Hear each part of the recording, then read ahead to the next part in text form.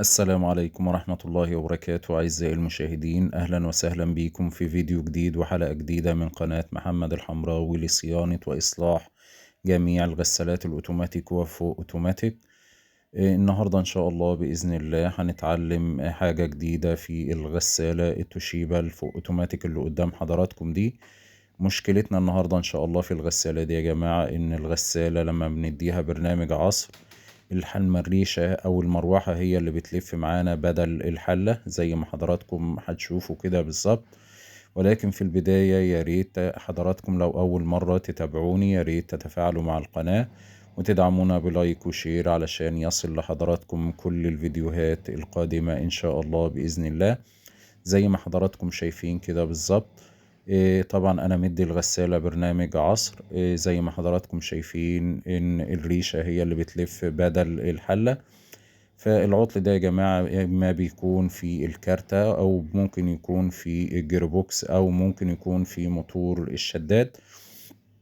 ولكن لو لاحظنا كده مع حضراتكم ان الحلة كده يعني بتلف حرة معانا، معنى كده ان موتور الشداد شادد معانا. وطبعا دلوقتي هنزل معاكم برضو بالكاميرا على موتور الشداد هنتأكد ان هو شادد معانا. فالنهاردة ان شاء الله بإذن الله خطوة بخطوة هنتعلم ازاي نحل المشكلة دي طبعا موتور الشداد يعني شادد معانا. دلوقتي هفصل الغسالة قدام حضراتكم علشان نتأكد او حضراتكم تتأكدوا ان هو كان شادد. زي ما حضراتكم شايفين كده موتور الشداد راجع تاني بعد ما فصلنا الغسالة. معنى كده ان موتور الشداد ما فيهوش مشكلة على الاطلاق. طبعا المشكلة النهاردة في الترس والسوستة. او احنا بنلجأ ان احنا نغير الترس والسوستة عوضا طبعا عن تغيير الجيربوكس، لان الجيربوكس بيبقى تمنه غالي جدا.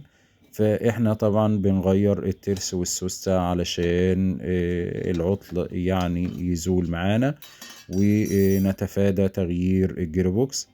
ده طبعا شكل الغسالة من الأسفل. طبعا بنفك صاجة الحماية اللي بتكون موجودة على الجيربوكس كده، وبنبتدي بعد كده نفك السير بتاعنا ونفك الطارة.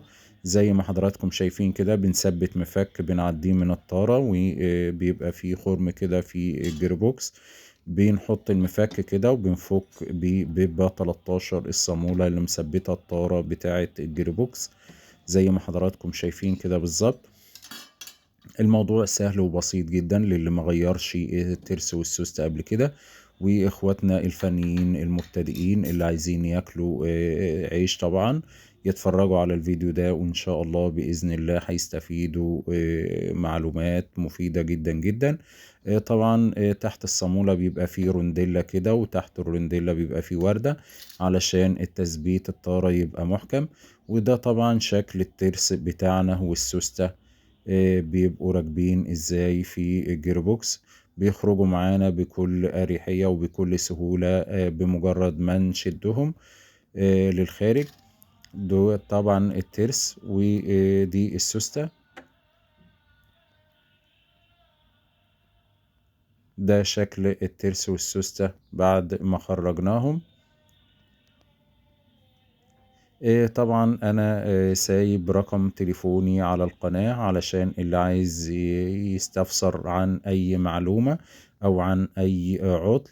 وبالتالي انا طبعا بتلقى مكالمات كتيرة جدا جدا وما بقصرش مع حد خالص وما ببخلش عن حد بأي معلومة، وربنا وحده عالم ان انا بخلي الناس في بيوتها بتصين الأجهزة او الأعطال الخفيفة بنفسها بدون ما نكلفهم مصنعيات ولا أي حاجة خالص. وده طبعا شكل الترس والسوستة الجداد زي ما حضراتكم شايفين كده بالظبط.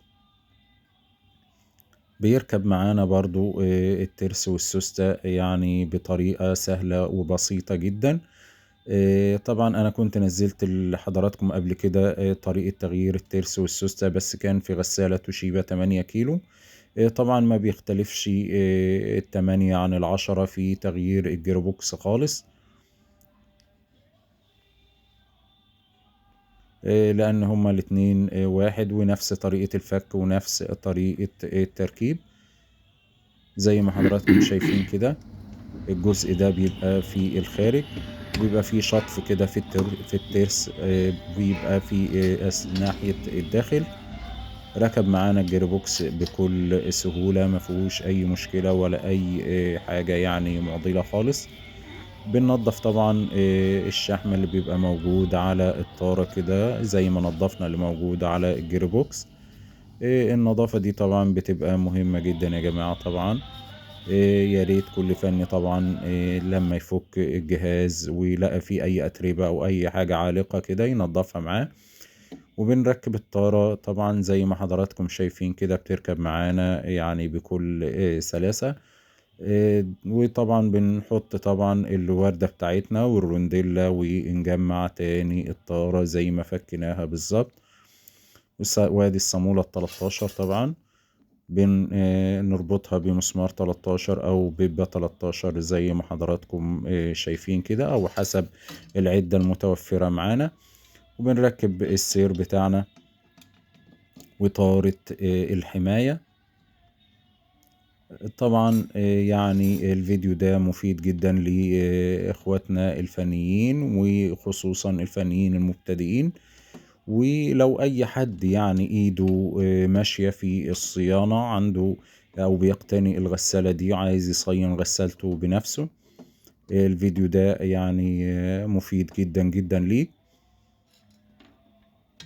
واحنا يعني أي عطل بيقابلنا بننزله بما يرضي الله، ما بنخبيش أي معلومة وبيبقى من عند العميل مباشر. بنصور وننزل لكم على طول أي عطل يقابلنا. كده ركبنا كل حاجة أو رجعنا كل حاجة مكانها. وبنجرب دلوقتي مع حضراتكم بعد ما غيرنا الترس والسوستة وبعد ما صلحنا الجيربوكس، هنشوف الغسالة هتدخل معانا عصر ولا الريشة هي اللي هتلف زي بداية العطل.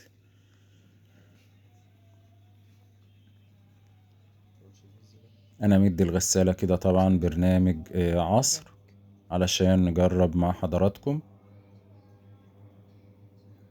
زي ما حضراتكم شايفين كده الغسالة دخلت معانا برنامج عصر. معنى كده ان المشكلة كانت في الجيربوكس وتم الاصلاح بعد تغيير الترس والسوستة. وبكده نكون وصلنا لنهاية حلقتنا النهاردة. ارجو من حضراتكم ان انتوا تكونوا استفدتوا حاجة جديدة. وما تنسوناش من صالح دعواتكم، والسلام عليكم ورحمة الله وبركاته.